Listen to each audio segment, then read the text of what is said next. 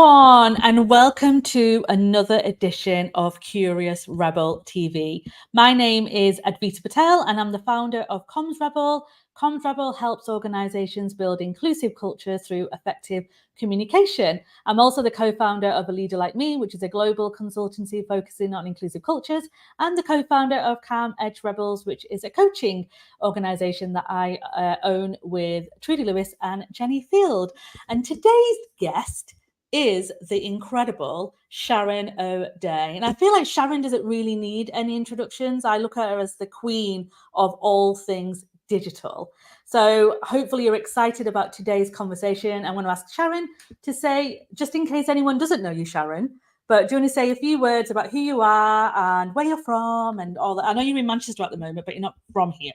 Well, I don't think you are you? You weren't born in Manchester, were you? No, I'm born in London, but I live in Amsterdam. Nice.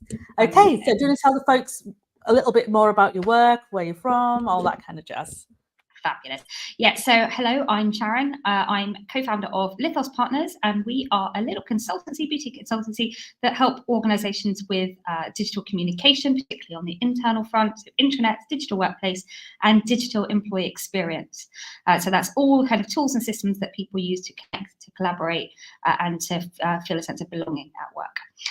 We also have a product called the Digital Workplace Experience Study, which is a benchmarking tool for organizations who want to assess their intranet, their digital workplace, and see where they might be able to improve that.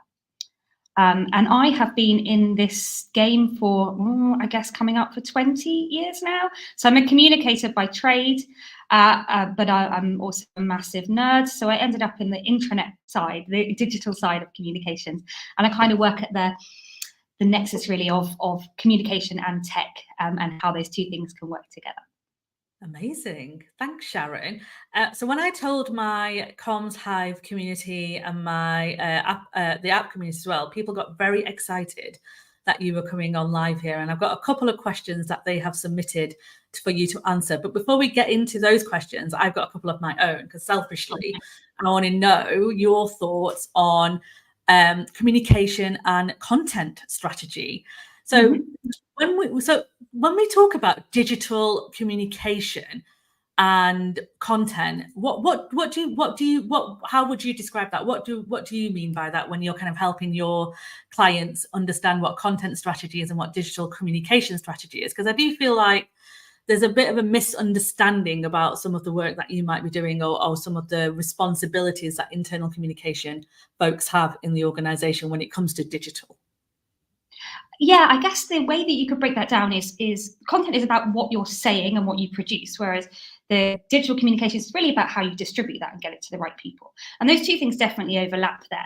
But really, it's more important to assess what you're saying, who you're saying it to, and then you can layer on top of that how you're going to get it to the right people. And that could be across a number of different channels. So really, it's an overused phrase that content is king, but you really need to start with, as communicators, the messaging and the purpose behind that. And then you can start to think about how we make that work more effectively and to get to people, get the messaging to people when they need it and where they need it. What you think, because there's a lot going on in the world of digital right now, right? So there's loads of new technology being produced. Microsoft are always kind of introducing new things as well. So Copilot is a new thing that's come out right now, and there's all sorts of other things that are happening. What advice do you have to communication professionals, or any kind of professionals who are dealing with this introductions of new and AI we're going to talk about in a little while as well? What's your biggest tip or biggest piece of advice in how you manage this kind of, it just feels like an explosion of lots of things happening at any one time. So when you're working in an organization and you're trying to keep up with the trends of what's happening and what's needed, what's your advice to these folks who are a bit like, I just don't know where to start or what to do or what I need to bring in? What do you say to them? I probably don't try and follow the trends. You really need to start. There is a tendency, and I've seen it over and over and over, to like, what's the latest shiny thing? Do we need to go and do that? In the past, it was things like internal social networks, and now everyone's getting excited about AI. Never be driven by the channel. You should be driven by what's the need. What is it? So we do quite a lot of work with Lithos Partners doing discovery work for organizations. So that's actually going into organizations and understanding where communications is working, where it isn't, where are our engagement problems. And it's not about trying to make everything everything or chasing after the latest new channel, but really understanding what do people do, how does communication fit in their workflow, what do they need from the organization, and really starting from that purpose of understanding your people and their needs. And then you can start to kind of think, well, where can AI help? Where can social kind of help with that? But actually there is a tendency to over-focus on the technology as communicators, or we'll listen to the chatter in the organisation saying, what are we doing about AI? And I'm sure we'll talk about that a bit more in a minute. But actually, ultimately, you may not need all these things, and you need to really focus on the things that are delivering for your organisation or would deliver for your people and the way they work. Yeah, that point of it's more about what do your colleagues need?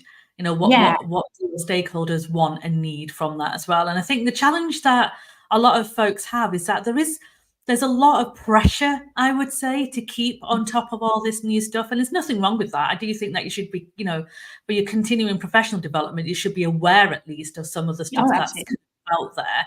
But I know that when you go to these events and you go to conferences or you're reading LinkedIn and you're seeing all these kind of consultants talking about the latest things, and then when I speak to some of my communities, they do feel a little bit overwhelmed with it all, and they feel that they should be kind of raising these kind of topics in the organization and influencing leaders to think differently.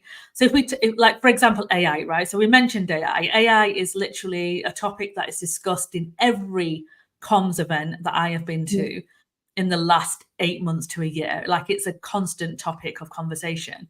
What are your thoughts on what's happening with that technology? Because I know like the people like Microsoft and like ChatGPT and all the other kind of the resources now are very AI heavy.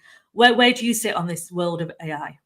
So I've been looking at this a while. In fact, a really long time. I was one of the founding members of the AI and PR panel at the CIPR. So I've been looking at this space for about 7-8 years now. And like you say, the last year or so, it's all anyone's talking about. I'm actually a little bit cynical about there's so much more heat than light in this space. That a bit like, Microsoft have been promising to solve our productivity problems for, I don't know, maybe 20 years now. Truth is, it hasn't, and this won't either.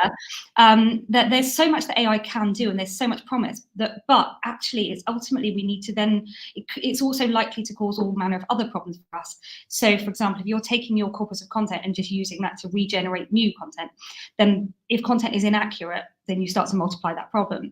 So actually, we need to start addressing some of the foundational things around, and I know it's boring, but things like content governance and life cycling, so that you have a handle on, are you ensure that these technologies are really giving people accurate information, which means you really need to get the basics in place first. And anyone who comes in and promises you that it's going to solve your findability problem or help people connect with information without getting those basics in place is going to come up in for a rude awakening soon, I think. But there's a lot of let's just turn it on, it's going to fix all our problems. It isn't. They never do, these technologies. You really need to think about getting kind of understanding some of the ethics behind it, getting your governance in place so that you are confident that the information it's giving your colleagues is useful, correct, and appropriate. Yeah. If you are so you've been involved in this world, as you said, for a number of years now. If you're starting your journey in the world of AI, and because I went to see Stephen Bartlett. So those of you who Stephen Bartlett is, he's the host of A Diary of the CEO, and he's also on Dragon's Den, but he's also well known for Social Chain, I think it was called, his organization, which he sold millions, and he's now an investor in various different businesses, but also very vocal about technology, specifically AI. So when I went to see him last Friday in Manchester, actually, he was saying that when he was starting his world around, when he was 18, he was doing the social media stuff and getting organizations to think a little bit more about how social media can support them. He was almost laughed out the room by some organizations who no longer exist. And he said that he can see that trend happening with AI. So I can see the need for people wanting to learn more, which I 100% advocate. As somebody who's been involved in this space like you have, what one or two pieces of resource would you recommend for folks to use to learn more about AI, or if there's anyone that you think they should follow? Like, is there anyone or anything that you think you would recommend yourself to learn more about? Well, if you haven't already read any of it, there's some really great work that's coming out there, AI and PR panel. Sorry, I can't speak this morning. But actually some really useful work there in terms of some of the ethics behind it. So we need to understand biases that the AI has and how it can potentially exacerbate some of those. So some really useful work that I would read there. But also there's a really, again from the CIPR, around the available toolset, the stack that you can use as a comms professional. Because although I said I'm quite cynical about it, I also use it all the time myself. I heard, and I can't claim credit for this line, but someone described it as it's like having infinite interns. So in the same way that you wouldn't put interns work in front of a client, you'd want to make sure you tidied it up and improved it first. It definitely gives you somewhere you can start. And actually, in terms of, there are some things that computers just simply do better than us, analysis work, pattern spotting, processing, or just the boring grunt work that we'd all rather not do, so we can get on with the things we would be doing. So it actually, there are so many ways in which it can support us as comms professionals. We also need to be aware of its shortcomings. So there's probably two things that I would look at there is actually, how can I use this stuff to help my own personal productivity? I actually sometimes use it for like first drafts of stuff. I will change every single line of it, but it gives me somewhere to start, because I'm really rubbish at starting with a blank page. But also, like, actually, if I'm doing my expenses, I can stick stuff in, it will do all the conversions for me. Actually, there's so much stuff that we can use it for as these little day-to-day tasks. And I would recommend, one, just going and having a play with all of this stuff so you really understand ChatGPT and some technologies behind it. But also, again, look at some of the ways that it can, or some of the underlying factors that you need to get in place around things like governance as well. The IPR's CPD website, for those of you who have access, I would very much recommend some of their resources. Amazing. And if it isn't members only, then we'll share the links in the comments as well. But if you are a CIPR member, please do check out the CPD directory. There is quite a lot of stuff on AI on there as well. The other person I would recommend that you follow, if you're not already, is Andrew Bruce Smith, who is part of the AI. He's still part of the AI, isn't he, Sharon? I believe so. Yeah, I haven't been part of that for a couple of years now, but and Gregory as well. What university is she at now? I think she's at Lancaster, but don't quote me on that one. And Stephen Waddington talks about it frequently as well. So there's various people out there who are I hate these phrases, but finger on the pulse. They're kind of out there and they're learning continuously. But yes, Selena actually has just said in the comments that governance is so important for AI and digital comms tools. Otherwise, you're driving in the dark, and it's so true. This number of organisations that I've supported, even from an inclusive point of view, who haven't really considered the governance and the process and the procedures in terms of what does this mean, is quite scary. And a lot of colleagues now are using AI themselves, right? And if you haven't really articulated the guidelines around confidentiality and sensitivity of data, because as soon as you go, if you're using a tool like ChatGPT, which is an open source tool, obviously, and anyone can access it, if you're putting confidential information in that tool, you don't own it. It's gone into the world of that tool, and if you're putting commercially sensitive data in there, then you're putting your organization at reputational risk potentially.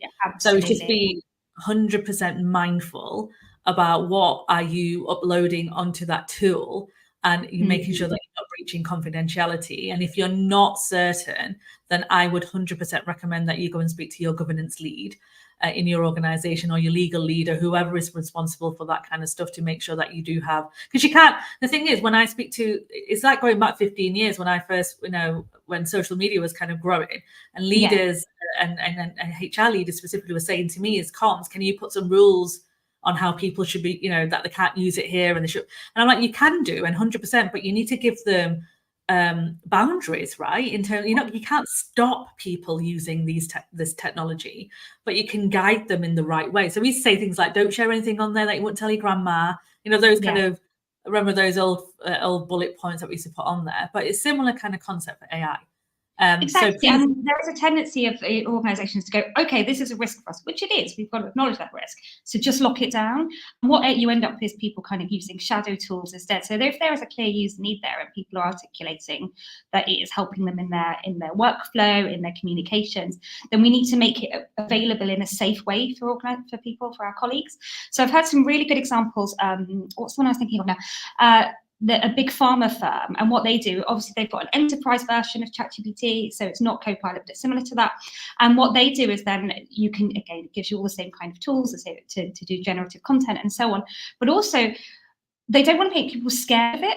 So that actually, on the one hand, they're letting people know, okay, don't use ChatGPT because that puts our information at risk. We are giving you this version. But also, what they do is every couple of weeks do an AI success stories kind of roundup.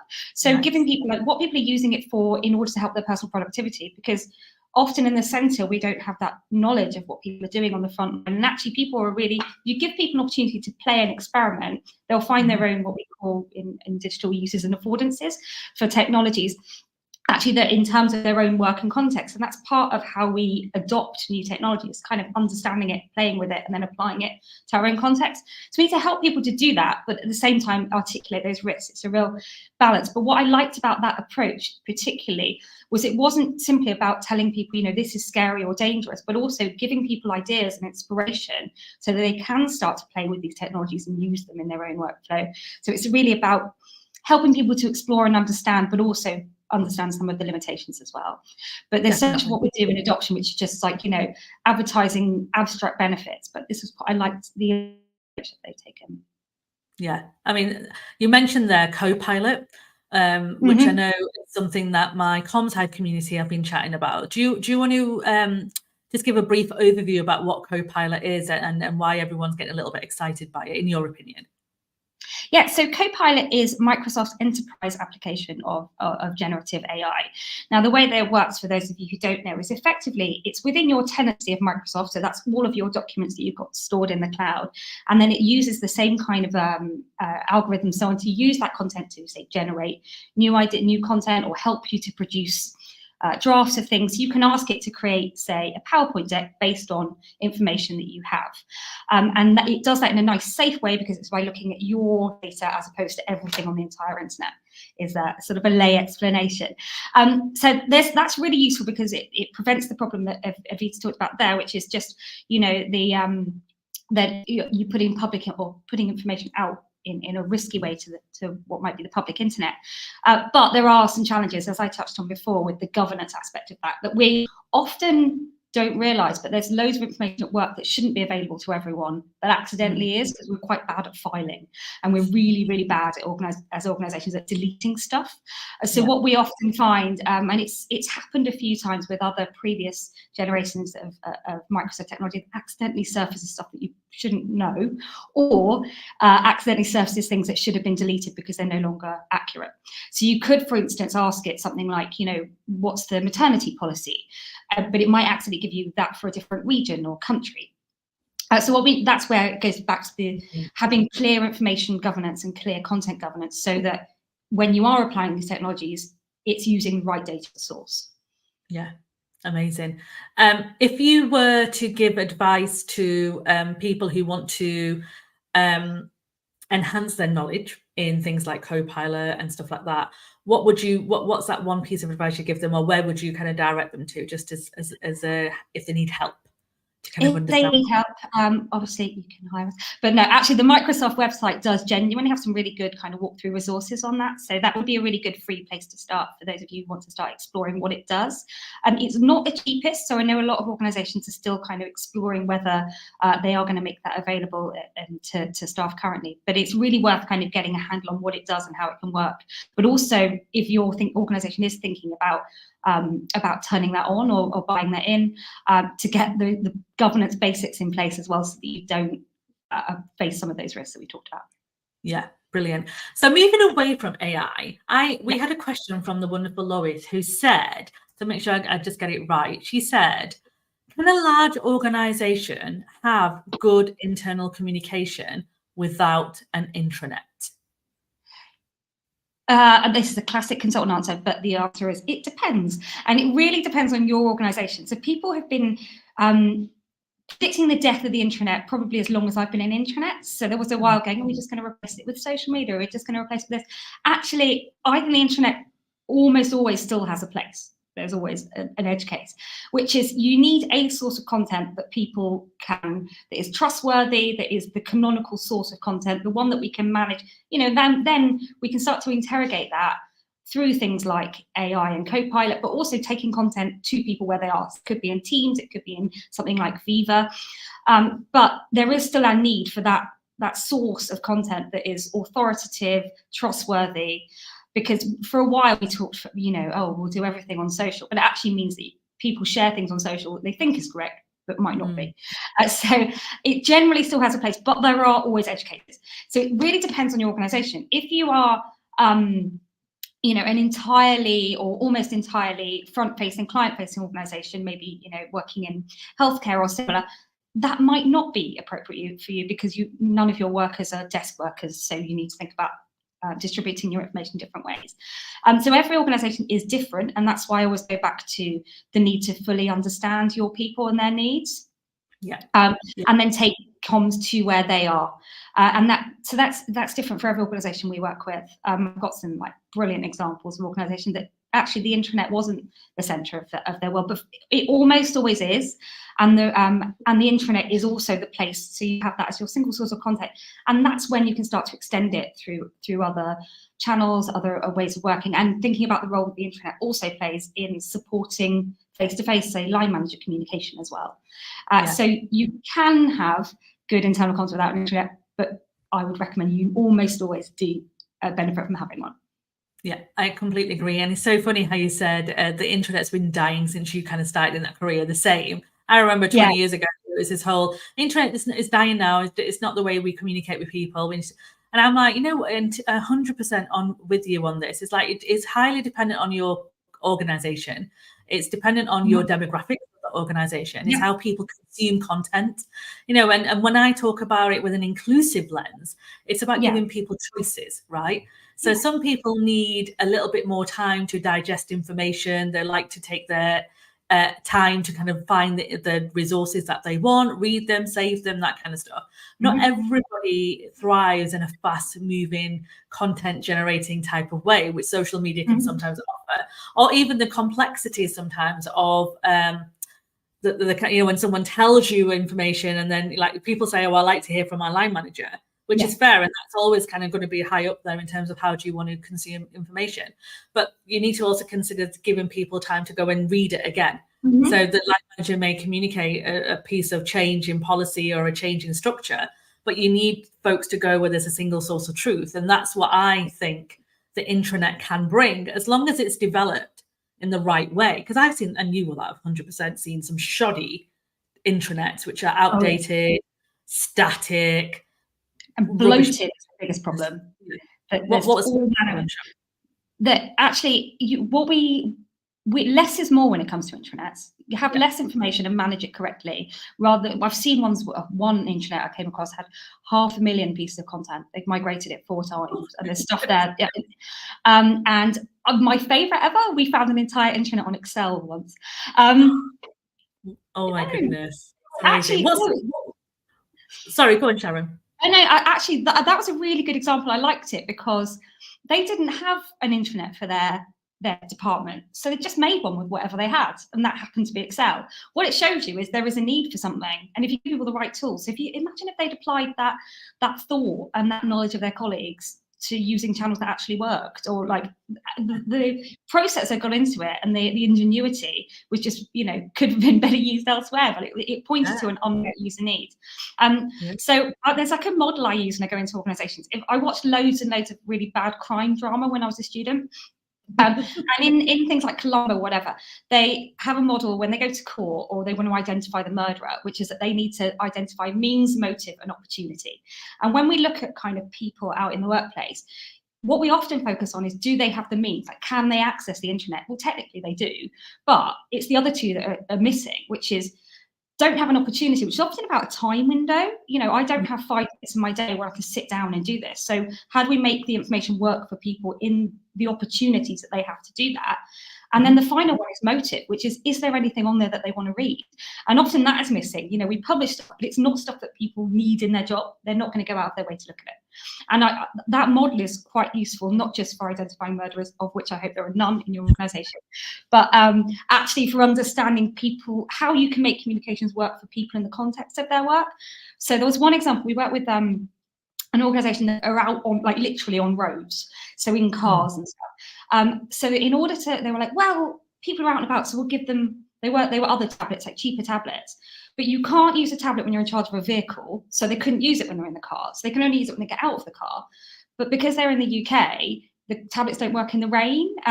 So actually, so they technically had access, but it was access at the wrong time. And then when they get back to base, you're standing between them and going for a cup of tea. So actually, we needed to think of another way of doing it. So in that instance, like, okay, well, podcast, you can listen to that while you're driving. Actually, so how do we make communication work for the context in which people work, which is really about getting that understanding of, well, what does their day look like? What do they do? What are they touching? What are they looking at? And you need to make your comms work in those little windows that people have. And digital is a really important part of that process, but it isn't the only one. Yeah, no, I love that. Means, motives, and opportunities. That's such a great framework to use as well. And if that's available, have you got that? Have you written anything about that, Sharon, that we can share in the comments? I did a talk on it. I've got a YouTube video which I can share. Okay, I probably write it up, really. Brilliant. I think we'll share that. Yeah, amazing. Because that's such an easy way to think about anything, right? Like, what's the means, what the motives, what the opportunities. Love it. Right, well, I can't believe we're approaching the end of time, and I need to ask you our last guest question yet. So they said, Sharon, what's your advice for handling a situation where you meet somebody who has a very different opinion to you? How do you approach that conversation?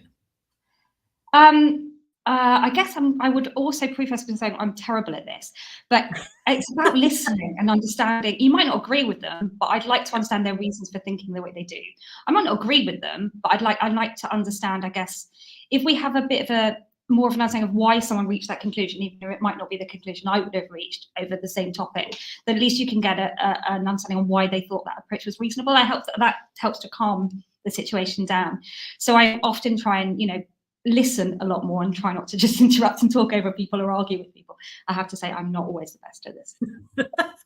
I love your social media posts that you do, because I do think that you, sadly, you do attract some very people who just are a bit warped, I would say. And as much as you would listen to their viewpoints, some of them are just so, I've seen some of your stuff and you get some horrible comments and stuff like that, and how you manage that is just inspirational, really, because you do manage it well.